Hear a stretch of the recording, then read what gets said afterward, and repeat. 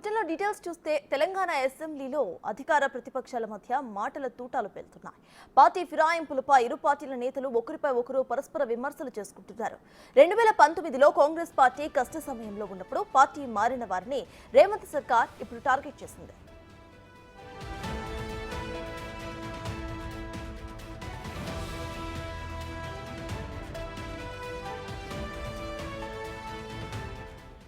గతంలో శాసనసభ రూల్స్ కి వ్యతిరేకంగా వేల్లోకి వెళ్లిపోయారని కారణంతో కోమటిరెడ్డి సంపత్ల సభ్యత్వాలను రద్దు చేశారు. అయితే ఇప్పుడు బీఆర్ఎస్ నేతలు కూడా అసెంబ్లీ నిబంధనలు పక్కన పెట్టేసి సభలను అడ్డుకుంటున్నారు. అంతేకాకుండా వెల్లోకి వెళ్లి నానా రచ్చా చేస్తున్నారు. ఇక కాంగ్రెస్ ప్రభుత్వం గతంలో తమపై చూపించిన వ్యతిరేకతను ఇప్పుడు తీర్చుకుంటున్నారు. బీఆర్ఎస్ పాటించిన సాంప్రదాయాన్ని వారు కూడా తిరిగి కొనసాగిస్తామంటున్నారు.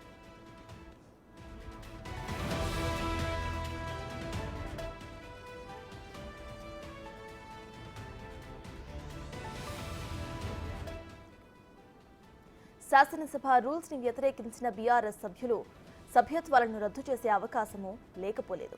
గతంలో కోమటిరెడ్డి సంపత్ల సభ్యత్వాలను రద్దు చేయలేదా అని సీఎం రేవంత్ రెడ్డి ఇప్పుడు ప్రశ్నిస్తున్నారు. తనను కూడా ఏ రోజు అసెంబ్లీలో కూర్చొనివ్వలేదని మండిపడుతున్నారు ఆయన. ఇప్పుడు బీఆర్ఎస్ సభ్యులకు కూడా అదే వర్తిస్తుందని, సభా మర్యాదను పాటిస్తామని సీఎం రేవంత్ అంటున్నారు.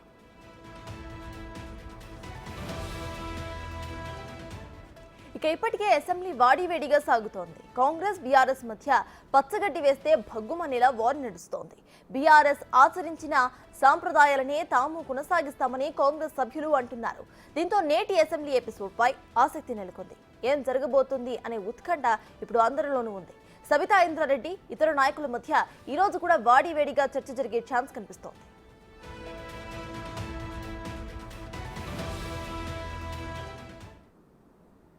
ఇదే విషయంపై పూర్తి డీటెయిల్స్ ను మా డిప్యూటీ బ్యూరో చీఫ్ సాదిక్ అందిస్తారు. సాదిక్, చెప్పండి, నిన్నటి అసెంబ్లీలో ఇటు సీఎం రేవంత్ రెడ్డి మరియు సబితకి అటు వార్ జరిగిన విషయం అందరికీ తెలిసిందే. అయితే ఇవాల్టి అసెంబ్లీలో ఎటువంటి వాటిపై ఎక్కువగా చర్చ జరిగే అవకాశం ఉందనుకోవచ్చు. ఇక వీళ్ళని బహిష్కరించాలంటూ కూడా కాంగ్రెస్ చెప్తుంది. ప్రజెంట్ దీని మీద అప్డేట్స్ ఏంటి?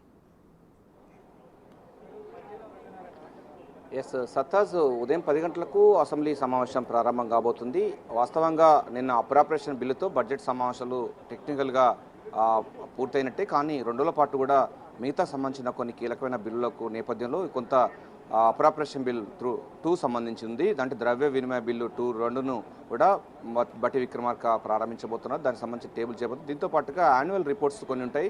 రెన్యూవబుల్ ఎనర్జీ సంబంధించినటువంటి యాన్యువల్ రిపోర్ట్స్ అన్ని కూడా చట్టబద్ధత కావాల్సిన అవసరం ఉన్న నేపథ్యంలో కొన్ని టేబుల్ చేస్తారు. ఆ తర్వాత ఒక 3 బిల్లులు కూడా ప్రభుత్వం ఈరోజు సభలో పెట్టనుంది. ప్రధానంగా సివిల్ కోడ్ సంబంధించినటువంటి ఒకటి, అదేవిధంగా కొన్ని లాకు సంబంధించిన పేర్ల మార్పు సంబంధించింది 2,